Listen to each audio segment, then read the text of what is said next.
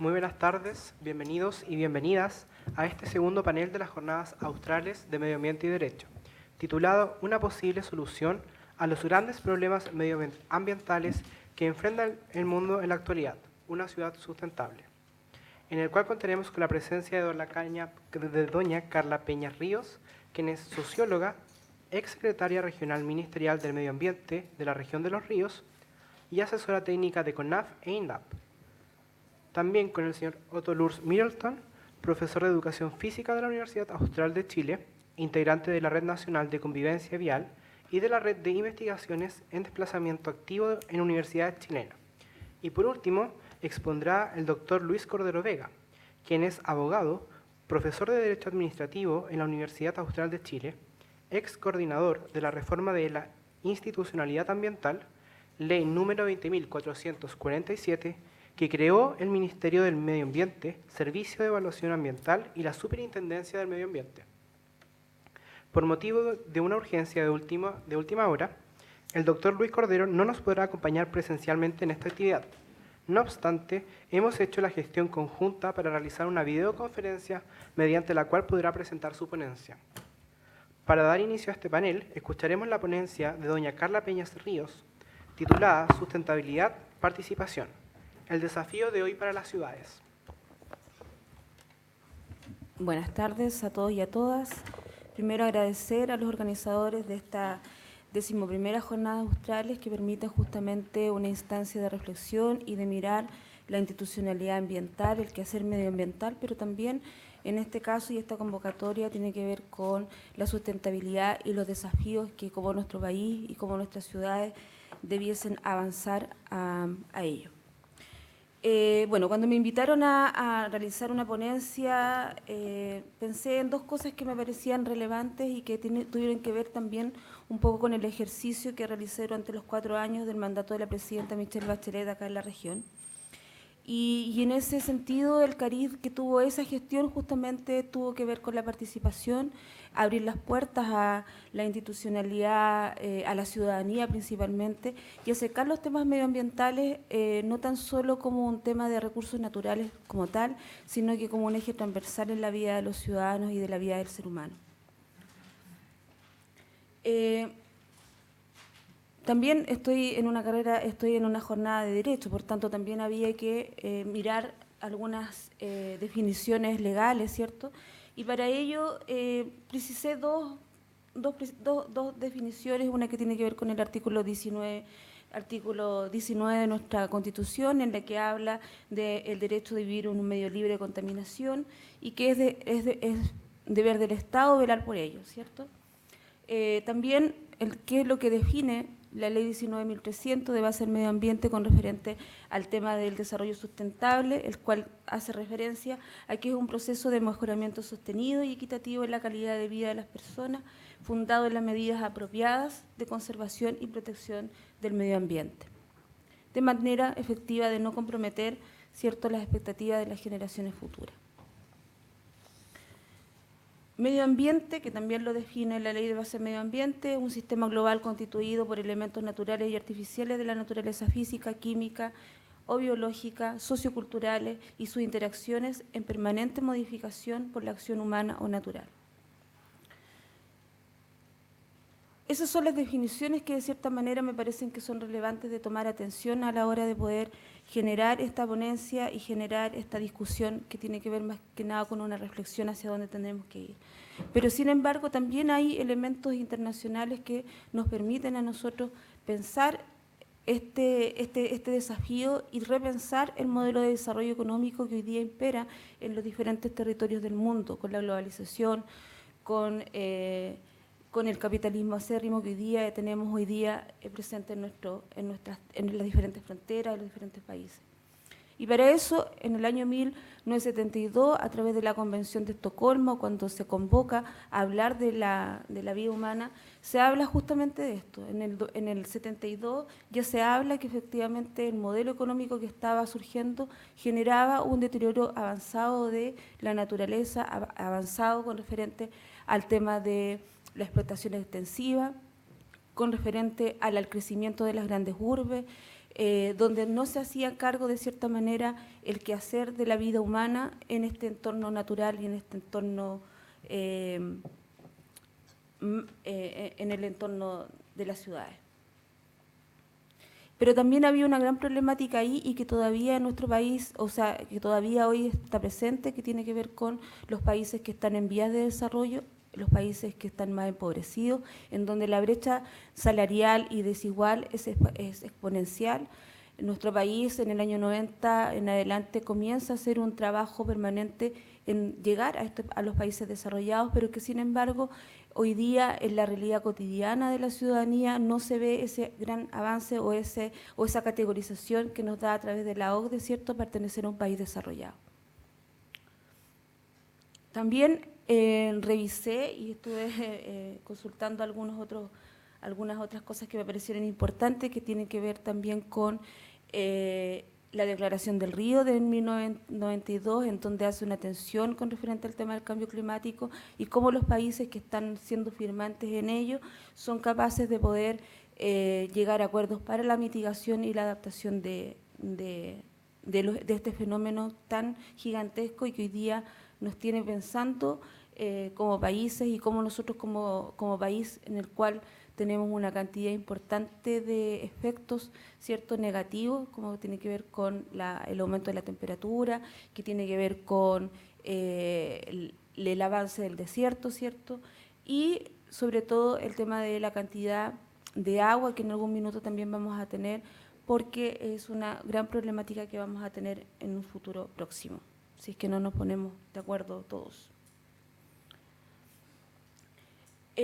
Bueno, sustentabilidad, como les mencionaba, tiene que ver con hacer uso de un uso consciente y responsable de sus recursos, sin agotarlos o en exceder en la capacidad de renovación y sin comprometer el acceso de estos a las nuevas generaciones. Ciudad, que se define como ciudad, un conjunto urbano conformado por gran cantidad de edificaciones y complejos sistemas viales, de población muy numerosa y densa, cuyas principales actividades económicas están asociadas a la industria y a los servicios. Cuando hablamos de la sustentabilidad, yo no me imagino una sustentabilidad tan solo con energías no renovables, sino que además me imagino una sociedad en la cual se pueda compartir, se pueda expresar y se pueda participar de las decisiones. Y en eso, uno de los elementos principales o los aspectos que yo creo cruciales a la hora de hablar de este desarrollo sustentable tiene que ver con una participación informada. Es decir, hoy día muchos de los proyectos, muchas de las cosas que están sucediendo en nuestras ciudades, mucho de lo que sucede en nuestros barrios, son sin consulta o sin una conversación con los vecinos, por tanto hay un diseño y hay una planificación que no está siendo conversada.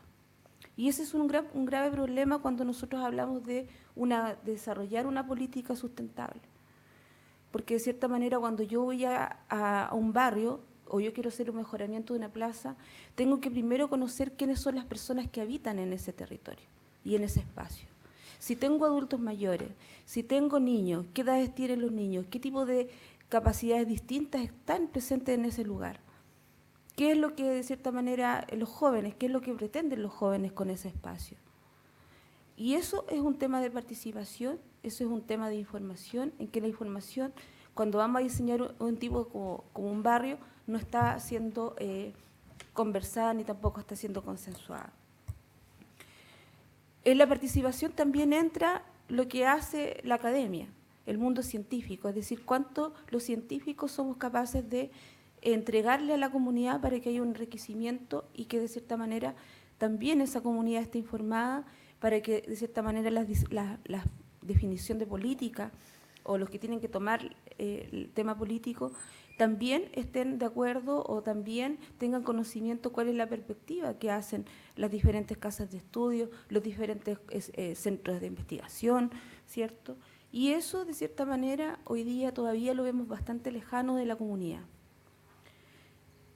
Hay otro elemento que me parece importante cuando hablamos de participación, tiene que ver con la generación de una cultura y retomar el patrimonio de lo que es lo natural y el patrimonio cultural ambiental. Es decir, hoy día, por ejemplo, nosotros no podemos pensar un Valdivia sin humedales, no podemos pensar un Valdivia sin un verde, no podemos pensar un Valdivia sin una selva valdiviana. Y ese es un valor agregado que nosotros tenemos. Pero ¿cuánto es el valor agregado que, de cierta manera, le da la política pública con referente a eso? ¿Cuán es importante para la política pública reconocer esos atractivos turísticos que tenemos, pero que además hacen que nuestra sociedad valdiviana sea una sociedad distinta a cualquier otra ciudad? ¿Ah? Es distinto a Bayaco, es distinto a los lagos, es distinto. Si nosotros vemos la conformación de la sociedad como tal, a partir de estas riquezas naturales, nos hace ser una ciudad mucho más afable, nos hace tener ciudadanos mucho más conscientes, de cierta manera, nos hace tener un agrado de caminar, por ejemplo, a pesar de la lluvia, pero contemplamos la lluvia y es parte del ritual que hacemos todos los días. Y por tanto, eso es cultura, eso es participación también. Cuando hablamos también de la participación, también tenemos que hablar de la construcción de espacios amigables. Yo me acuerdo que hace 2 o 3 años atrás, una gran polémica fue por la ciclovía desde Bueras a Arauco, porque efectivamente ahí, ¿cómo es la conversación? Efectivamente, claro, para las personas que habitualmente usan la bicicleta como un medio de transporte, como un medio recreacional o como cualquier forma que le queramos dar al uso de la bicicleta, también hay una conversación con el peatón, hay una conversación con los automovilistas, hay una conversación con los microbuseros, en fin, con todo lo que confluye esa vía. Y uno de los grandes problemas que existieron en su momento, y hay otro también debe recordarse, que efectivamente es que no hubieron muchos espacios de conversación. Hubieron espacios de conversación muy pequeños, muy limitados, y por tanto se construye eso. ¿Y qué hace? ¿Qué es lo que pasa con la perspectiva social cuando se hace eso? Es que no existe pertinencia. ¿Cuáles son las primeras cosas que sucede cuando no existe participación? Es que efectivamente ese proyecto es un proyecto impuesto, es un proyecto que finalmente no viene a resolver los temas, a pesar de que es una solución y que es un tema de seguridad también vial, pero que sin embargo hay una cantidad importante de habitantes que puede ejercer un rechazo a un proyecto determinado por la no conversación. ¿Cómo nosotros hoy día, por ejemplo, estamos aprovechando los parques? ¿Cómo aprovechamos las plazas? ¿Cómo aprovechamos? ¿Cuál es la vida y la interacción que se da en esos espacios? Poco. Porque también se ha generado un estigma con el tema de las plazas. Por ejemplo, las poblaciones más lejanas al centro de la ciudad, un poco más marginales, ¿cierto? Se habla de que efectivamente si tú estás en las plazas, efectivamente puede haber consumo de alcohol, consumo de droga, delincuencia, y están asociados a una serie de elementos que son negativos para la conformación de una sociedad mucho más amigable, mucho más entretenida, y esos lugares también es porque no hay tampoco una pertinencia de qué es lo que pudiésemos hacer en esa plaza. Se construye una plaza, lo que partía diciendo al principio. Se construye una plaza, se generan juegos, pero ¿cuál es la apropiación que tiene la comunidad que está cercana a esa plaza con ese espacio? Tampoco es mucho. Y dentro de esos procesos, yo he nombrado algunos elementos, digamos, como definiciones de participación, pero además creo importante aquí hacer referencia a elementos que son legales, que tenemos una ley 20.500 que efectivamente habla de los procesos de participación, habla de los procesos de consulta, habla de cómo se tendría o cómo debería ser el Estado generar esos procesos de consulta. Uno de los grandes elementos de análisis o de crítica a esta ley 20.500 tiene que ver con que el proceso de consulta es tardía.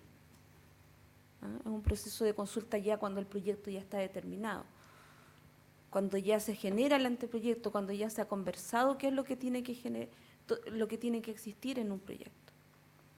Tenemos un convenio 169 que habla del tema de los pueblos originarios. Es un convenio internacional en donde efectivamente hay un punto de controversia que tiene que ver con que hay un artículo que menciona que el proceso, cómo se tiene que llevar el proceso de consulta a los pueblos originarios, puede demorar una cantidad o que se tiene que de cierta manera resolver en la medida y se tiene que tomar los acuerdos en la medida en que se definan o que las comunidades definan en los tiempos. Y ahí el Estado chileno genera un decreto que habla del decreto 66, que son los procedimientos administrativos, cómo se va a convocar a esta consulta indígena, y que justamente una de las grandes discrepancias tiene que ver con el artículo que habla y hace referencia a la cantidad de tiempo que tiene que demorar una consulta. Nosotros somos un país totalmente normado y somos un país totalmente lleno de plazos. Es decir, yo genero un proyecto, tengo tantos días para resolverlo, tengo tantos días para responder, tengo tantos días... O sea, todo está cronometrado de acuerdo a una situación administrativa. Por tanto, ese es un punto de crítica que hacen los pueblos originarios con referente al tema del 169, y por eso también se piensa y se menciona de que no es legal la forma en cómo se ha desarrollado o cómo se está desarrollando el tipo de consulta para los pueblos originarios.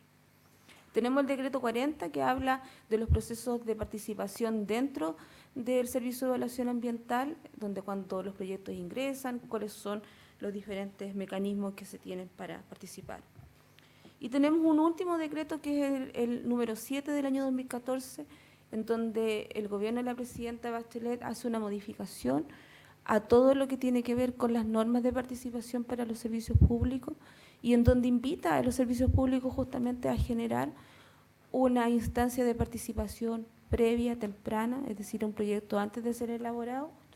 Antes de ser elaborado genera, se consulta. Y ya estoy en el tiempo, me fui muy en la profundidad. Cuando hablamos de las leyes e instrumentos, lo que les mencionaba, tenemos la ley 19.300, aquí lo corrijo, es la ley 20.417, no 20.447, para que lo arregle. Tenemos la ley de urbanismo y construcción, tenemos la ley orgánica de municipalidades, en donde se generan todo el tipo de ordenanzas, las declaratorias de impacto ambiental, los estudios de impacto ambiental, los planes reguladores, que también tienen que ver con la participación, planes reguladores intercomunales, evaluación ambiental estrategia, que es una modalidad nueva, que efectivamente ahí se conversa sobre los posibles conflictos, donde se toma en consideración también la perspectiva de desarrollo de una comuna, para dónde queremos que va. La estrategia de desarrollo regional, que de cierta manera es una estrategia declaratoria, no es una estrategia suficientemente vinculante hoy día en materia de los diferentes proyectos ambientales que se generan en un territorio determinado, entre otros. Y hay un elemento que es crucial y que cruza todo esto, que tiene que ver con los recursos económicos y financieros que tenemos en nuestro país a cargo de un presupuesto que todavía es muy limitado con referente al tema medioambiental en toda su característica, es decir, cuando hablamos de temas viales, cuando hablamos de mejoramiento de casas, cuando hablamos de aislación térmica, todo esto tiene que ver con un presupuesto que va en justa medida con el tema medioambiental también, porque es un eje transversal en la vida de las personas. El aumento del ingreso per cápita de los individuos que vivimos acá. Hoy día nosotros podemos ser, sí, efectivamente podemos ser una sociedad sustentable, ¿por qué? Porque tenemos una riqueza ambiental, pero sin embargo a la hora de tener que consumir, por ejemplo, en el caso nuestro Valdivia, que es una ciudad contaminada, entre consumir un metro de leña que me cuesta un X valor, no puedo adquirir un valor, una nueva tecnología para poder calefaccionarme, porque efectivamente mi bolsillo no me alcanza para tener una nueva tecnología. O no me alcanza para poder hacer una aislación térmica, ¿por qué? Porque efectivamente hoy día todavía los recursos con los que cuenta el Estado todavía son insuficientes para la necesidad que existe en los diferentes territorios de nuestro país. Las condiciones laborales efectivamente también es un tema de la sustentabilidad. El hecho de dormir, por eso es tan importante y relevante pensar que efectivamente disminuir la hora laboral de 45 a 40 horas, efectivamente eso es sustentabilidad. Nosotros somos una sociedad que hoy día está enferma, y enferma no porque queramos tenerlo, sino que de cierta manera el sistema de consumo, el sistema en el cual nosotros nos encontramos, nos indica y nos invita constantemente a un consumo mayor, y para ese consumo mayor lo que yo tengo que hacer es tratar de tener mayor cantidad de empleo, trabajar más horas, hacer más horas extras, ¿cierto? ¿Para qué? Para poder llegar a eso que efectivamente yo aspiro. Y es por eso que es tan relevante hoy día el proyecto de las 40 horas, porque efectivamente apunta al tema de el mejoramiento de la calidad de vida de las personas y la calidad de vida familiar, el poder tener espacios para jugar con los niños después que uno llega del trabajo, es notable. Hoy día todos los papás están llegando después de las 7 de la tarde, 8 de la tarde, o 9 de la noche en algunos casos. Nosotros somos privilegiados en vivir en una ciudad como la nuestra, que nos permite en algún grado ir a almorzar a la casa o llegar temprano en la casa. Pero las grandes urbes, efectivamente, esa hora nunca llegan antes de las 9 de la noche. ¿Qué vida familiar se desarrolla con eso? Eso es sustentabilidad también.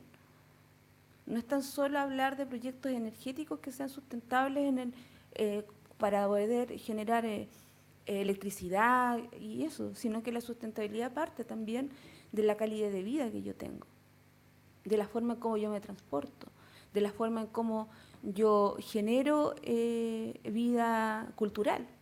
Cuando hablamos del espacio, ¿por qué hoy día la mayor cantidad de plazas están ocupadas a lo mejor o siendo utilizadas por grupos que no queremos en nuestras poblaciones?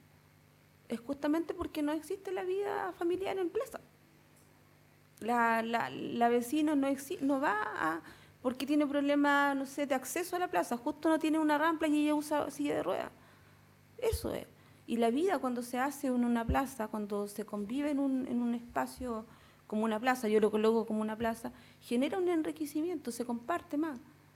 Pero si no tengo tiempo para poder realizar ese esparcimiento, es sumamente penca, por no decirlo en buen chileno, porque no tengo tiempo para hacerlo. No tengo tiempo para poder darme ese espacio para lograr lo que todo el ser humano quiere, y todo ser humano quiere ser feliz, o lograr estar en un estado de felicidad. Y cuando hablaba en el elemento de los recursos financieros, hablaba también de elementos que me parece que son importantes, como el tema medioambiental, a pesar de que la opinión pública, a pesar de que hoy día tenemos una serie de conflictos, tenemos una serie de cantidad de ciudades en sacrificio, lugares en sacrificio, hoy día aún no es una política pública con un presupuesto vasto que nos permita generar mayor conocimiento, mayor enriquecimiento para la población. Y voy a concluir con algunas cosas que me parecen elementales, que tienen que ver con mayor participación, un mejor escenario para las ciudades, para concretar ciudades sustentables, disminución de la brecha económica, mejor calidad de vida como elemento, aumento del presupuesto en materia ambiental, que permite llegar a un número mayor de personas, permitiendo educación ambiental. Hoy día la única parte en términos de la educación formal que está establecido como requisito el tema medioambiental tiene que ver con la educación primaria. Estamos hablando de la prebásica. Ellos son los únicos que tienen por currículum establecido hablar de temas de medio ambiente, y lo otro que pasa en la básica y en la media son elementos que son de acuerdo al proyecto educativo que tiene el colegio. Es decir, el énfasis lo sigue colocando de cierta manera el mercado a la hora de pensar en medio ambiente. La comprensión de lo medio ambiente como un eje transversal al quehacer humano. Eso es un elemento importante que creo que es importante rescatarlo, porque por mucho tiempo, por muchas décadas, los medio ambientes se habló solamente de los recursos naturales, recursos hídricos, todos los recursos, avifauna, tenía que ver solamente con lo natural, pero no necesariamente tenía relación con el ser humano en sí. Y para mí creo que efectivamente es un tema importante hablar de que el medio ambiente es transversal. Si yo estoy en una ciudad como Quintero, Vichuscaví, efectivamente esas personas no tienen calidad de vida, no tienen la capacidad de poder aspirar a un mejor terreno, o una mejor calidad de vida. ¿Por qué? Porque esas empresas que llegaron en ese momento efectivamente no están cumpliendo con la normativa vigente. Y existen muchos más problemas porque no existen normativas para todo. Y por tanto ahí lo científico es relevante. Cuando hablamos de temas de monitoreo, efectivamente necesitamos un presupuesto anual que permita tener estaciones de monitoreo para poder primero medir qué es lo que sucede en un territorio determinado y después de eso poder conformar un plan, un proyecto, un anteproyecto, si es que lo amerita los índices que nos están mencionando. Y por último, que no es menor, y con esto cierro, que tiene que ver con cuestionarse el modelo de desarrollo que hoy día tenemos. Básicamente no podemos seguir haciendo una explotación exacerbada, generando una cantidad de erosión, por ejemplo, con el monocultivo a través del eucaliptus y el pino, ¿cierto? No podemos seguir pensando en las pisciculturas de salmón, no podemos seguir pensando en elementos, en centrales hidroeléctricas en el cual el caudal no se cuide, en donde efectivamente en nuestro territorio como región tenemos especies endémicas, no podemos pensar en destruir eso y por tanto eso es parte del modelo de desarrollo. Y eso es lo crucial. Si no cambiamos el modelo de desarrollo, efectivamente la sustentabilidad a la cual los países desarrollados han alcanzado, efectivamente estamos bastante lejanos a ello. Eso, muchas gracias.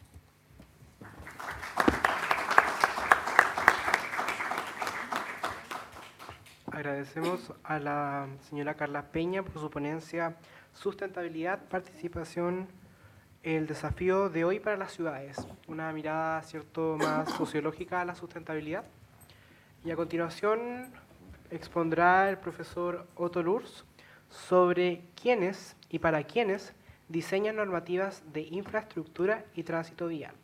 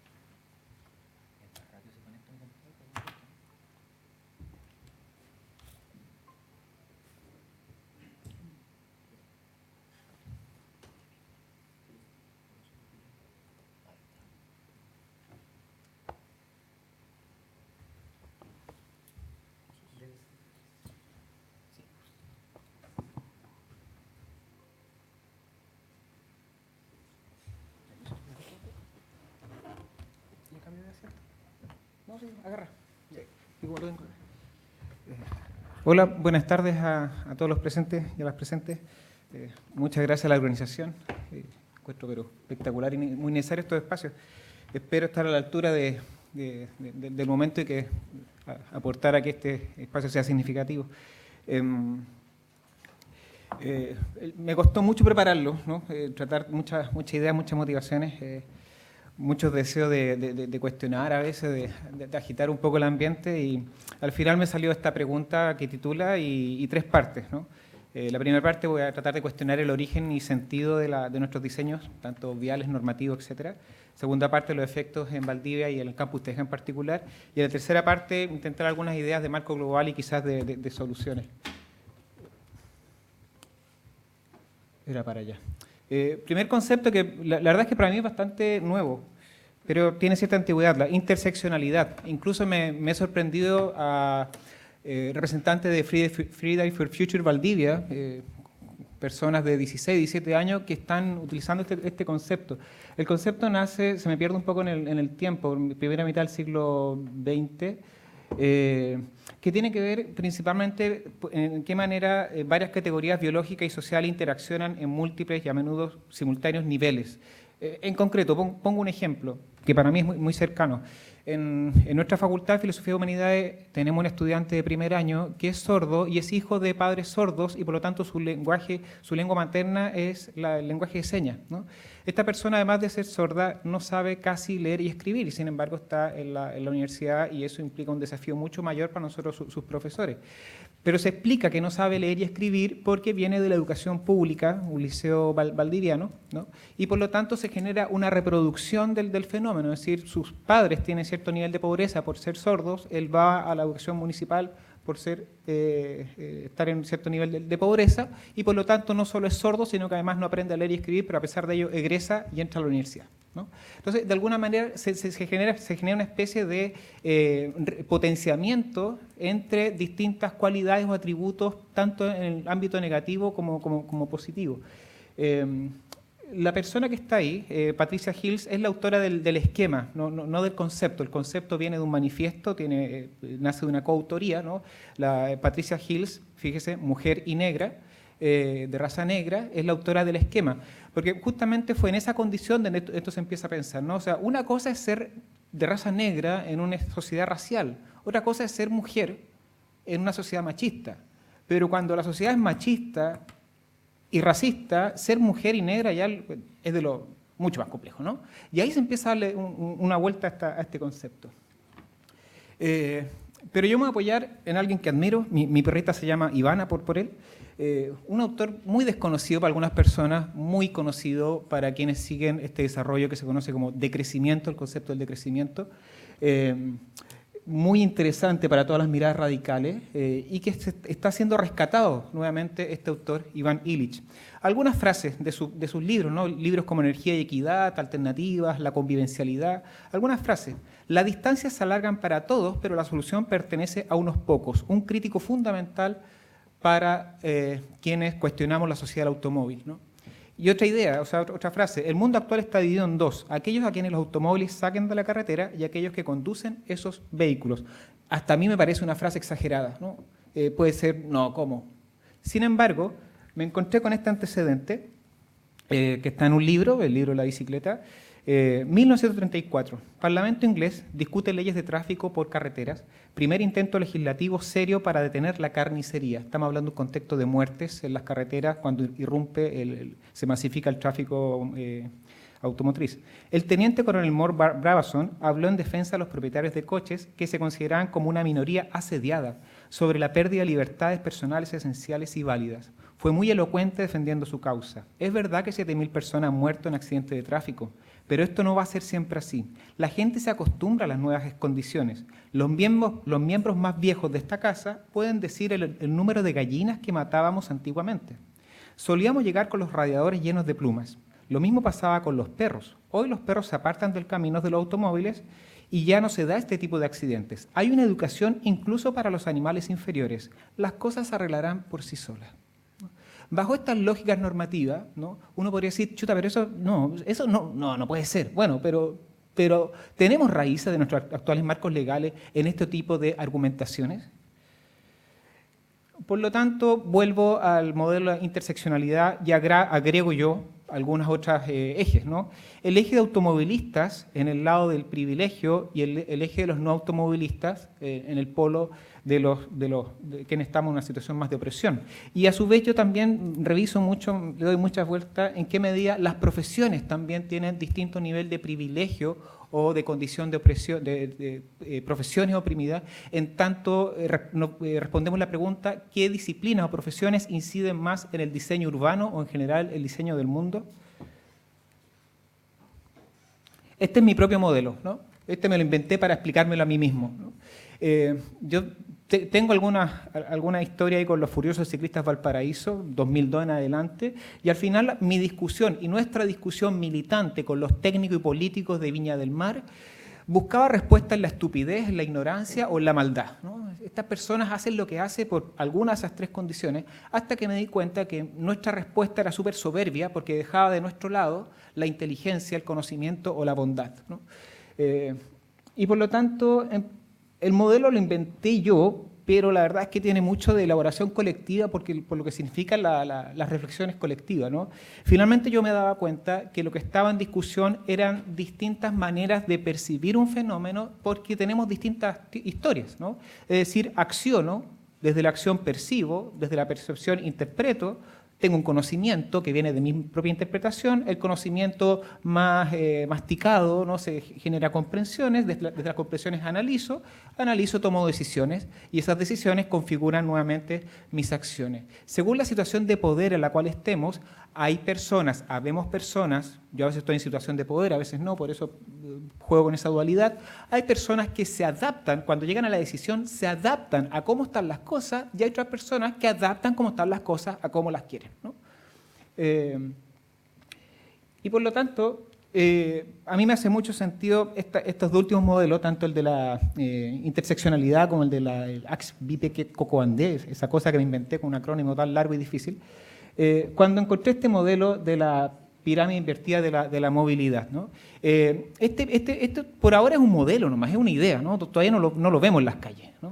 Pero justamente trata de darle una vuelta en el sentido de que pareciera ser que el mundo que tenemos, las ciudades que tenemos, obedece justamente a lo contrario, ¿no? La pirámide, la cúspide, está arriba, ¿no? Con los privilegios para los usuarios de los vehículos motorizados y a los que menos nos llegan recursos fiscales, tiempo, espacio público, es a peatones y un poco más a veces a ciclistas, si es que nos atrevemos a usar la calzada, etcétera, ¿no? Entonces, este modelo que hoy día podríamos decir, gracias a donde está publicado, un discurso oficial del Estado, por lo menos del MIMBU, esto fue publicado en un manual de diseño ciclo inclusivo del MIMBU 2015, cuando contrastamos nuestras ciudades con este modelo, nos damos cuenta que del dicho al hecho, ya saben, hay un gigantesco trecho, ¿no? Me voy a la segunda parte, ¿no? Efectos en Valdivia. Primero, algunos datos, ¿no? El dato escandaloso. Y esto es un fenómeno chileno, nacional, en algunas partes global, pero Valdivia, no sé qué onda, está pero particularmente duro, ¿no? El gráfico de la izquierda nos muestra el incremento, atento a los números, de 38.000 a 68.000 autos entre el 2008 y el 2016.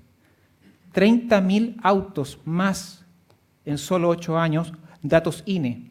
Según la EOD, el dato de la derecha, la encuesta de origen-destino 2002-2013 muestra también la franja azul, el auto privado, un incremento del 23 al 44, casi 45%. O sea, es gigantesco el volumen de incremento del uso del automóvil, mientras baja 2002-2013 el peatonismo, el transporte público y la bicicleta queda prácticamente igual. Cuando esto lo vemos en imágenes, parte de nuestra cotidianidad valdiviana, ¿no? Surmédica,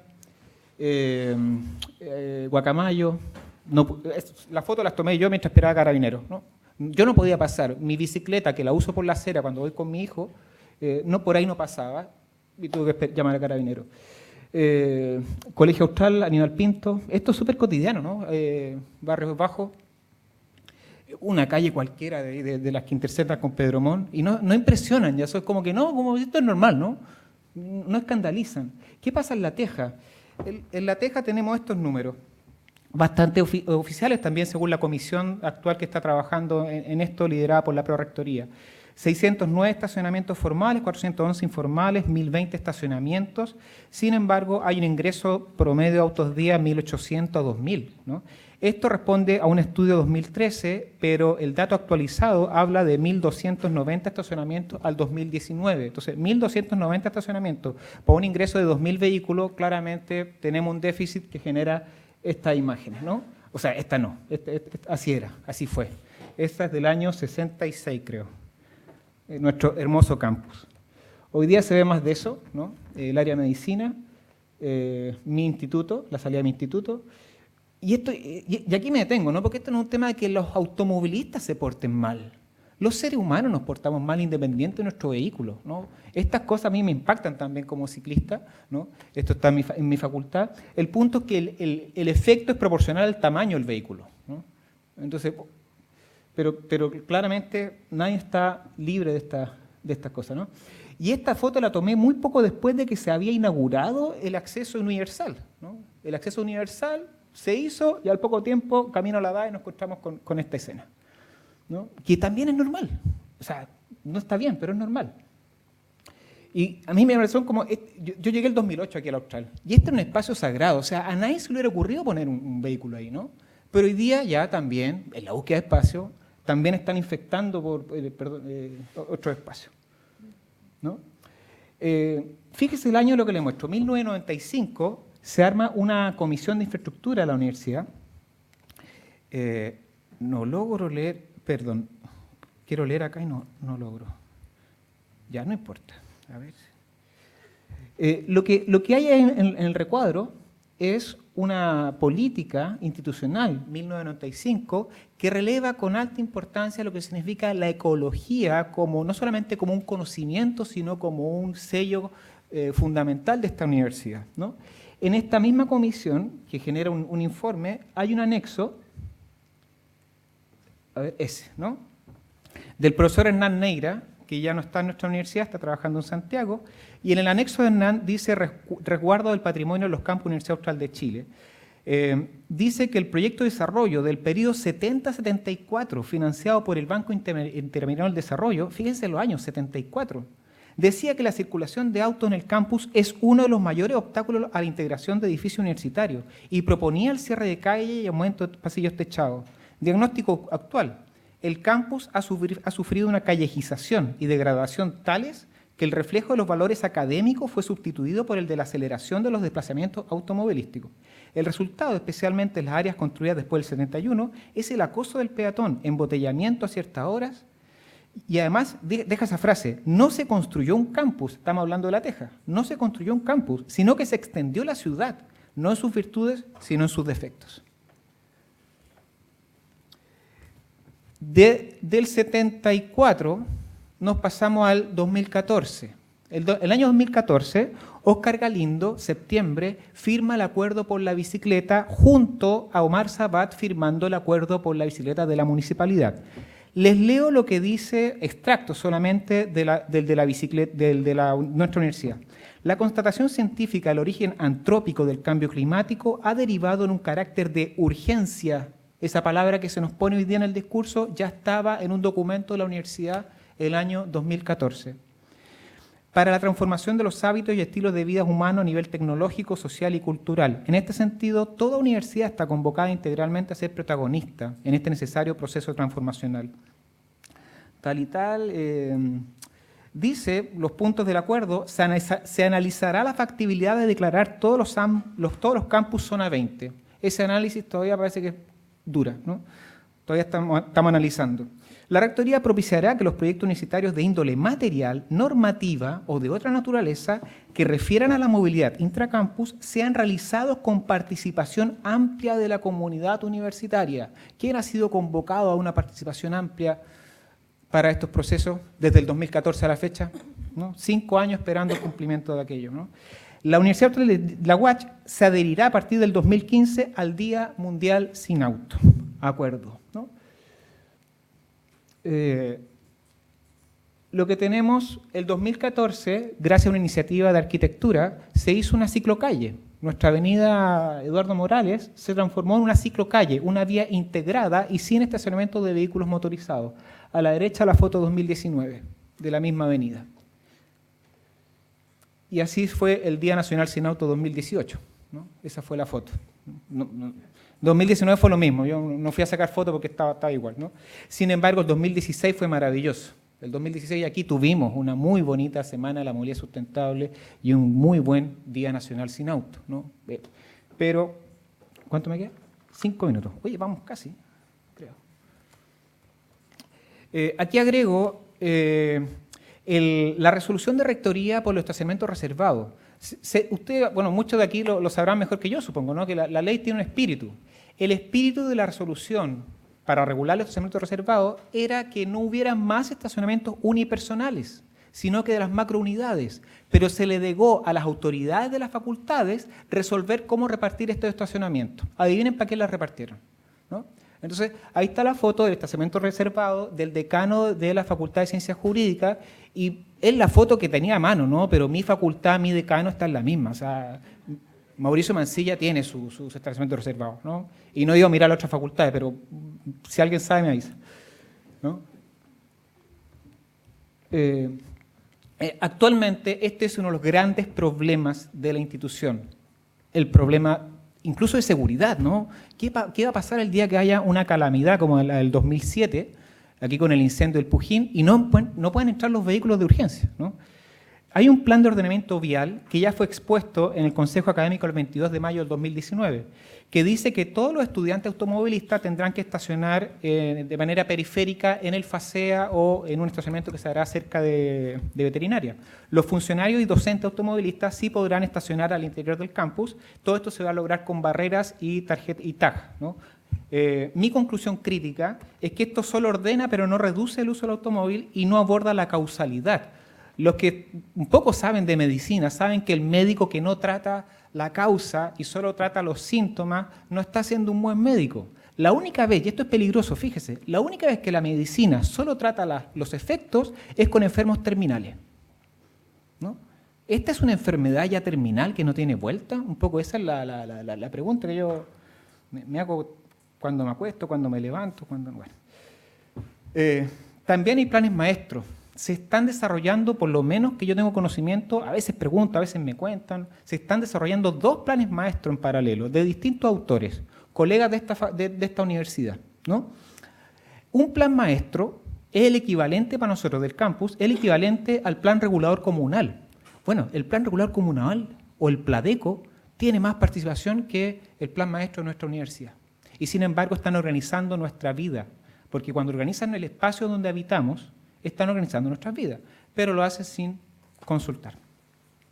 ¿Cómo se ve esto en el modelo de la interseccionalidad? Vuelvo, ¿no? Agregamos otro eje. Aparece ahora el eje académico y funcionarios por arriba y estudiantes por abajo, a los cuales se les permite usar el automóvil, pero estacionen fuera. Y el privilegio de estacionar cerca de los destinos va a ser para docentes y funcionarios. Bajo esa lógica se estuvo pensando esto, ¿no?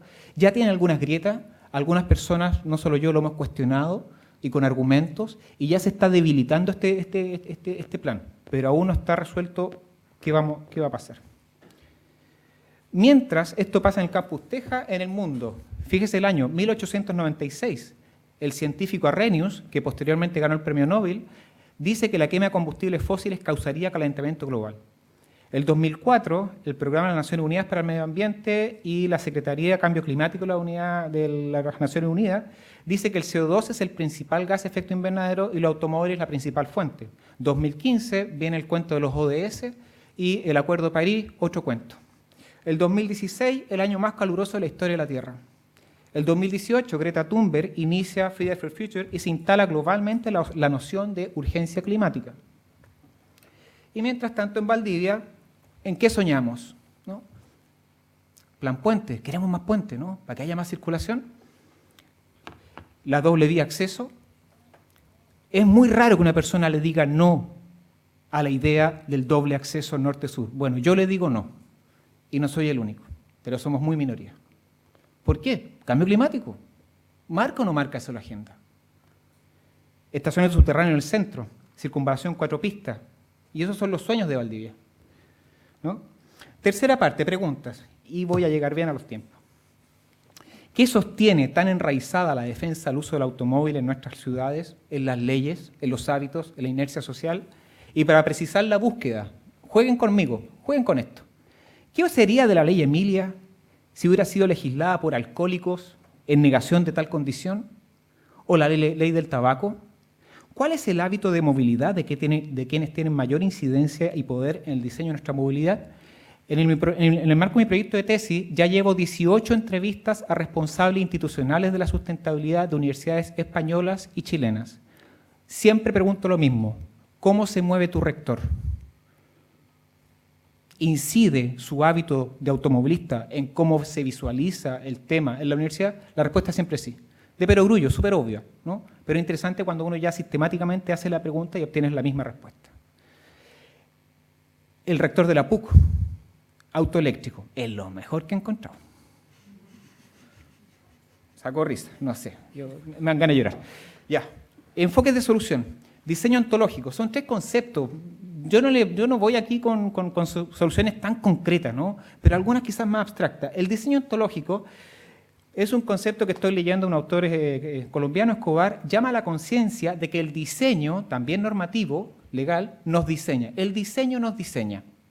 Por lo tanto, mi cuestionamiento no tiene que ver tanto a los automovilistas o a las automovilistas, sino a quienes diseñan un sistema que fabrica automovilistas, ¿no? La esperanza activa plantea 3 etapas. La primera, hacerse una idea clara de cómo estamos. Segundo, una idea clara de cómo quisiéramos estar. Y tercero, caminar, moverse, desplazarse en ese sentido. Cuando uno ve este concepto de la esperanza activa individualmente, así estoy, así quisiera estar, así me voy a mover, es facilito, ¿no? Pero cuando se trata de un colectivo, en este caso una universidad, una ciudad, una humanidad, pucha que es complejo, pero por lo menos nos da algunas nociones. Finalmente, el enfoque freiriano. Paulo Freire, no sé si es conocido en esta área, ciencia jurídica, algunos mueven la cabeza, en mi facultad es muy conocido. Paulo Freire, autor de La pedagogía del oprimido, señala lo siguiente: jamás, de verdad, una relación de oprimidos y opresores se ha podido resolver solo de un lado. Jamás los opresores han regalado salir del problema, ni los oprimidos por sí mismos, ¿no? Las liberaciones reales son cuando opresores y oprimidos se liberan en su conjunto. Y hoy día los automovilistas están terriblemente oprimidos por su propia opresión. No hay mejor manera, yo no veo mejor manera de enfocar esto que entender que nos tenemos que emancipar, liberar juntos de la opresión bajo la cual estamos por el sistema automotriz. Muchas gracias.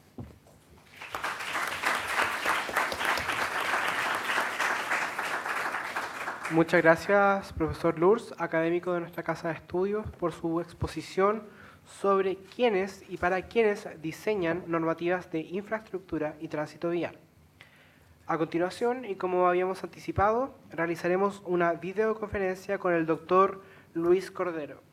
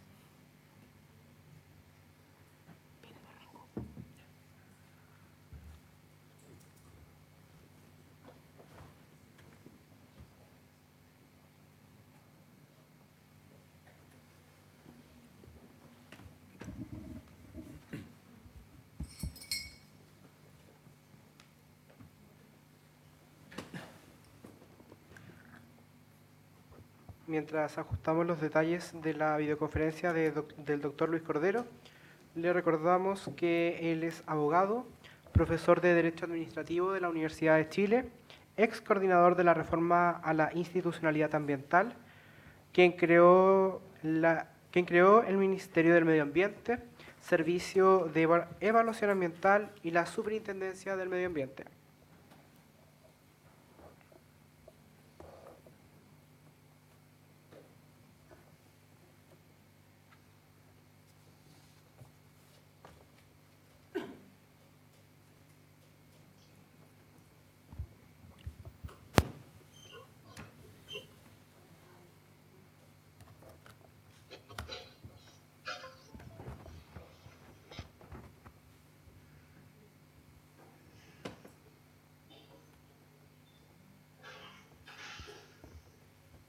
Profesor Cordero. Sí, estamos proyectando la PPT, pero sale la pantalla acostada.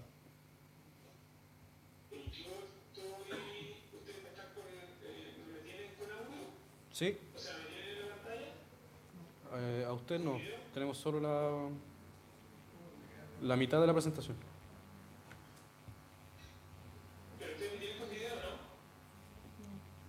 Usted no aparece en pantalla.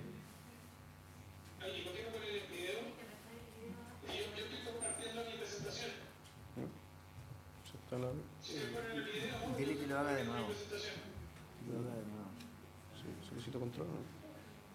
¿Qué hay que sacar? Segundo poco. Si no te va a funcionar. Dile que lo haga de nuevo, que lo active y que lo envíe de nuevo.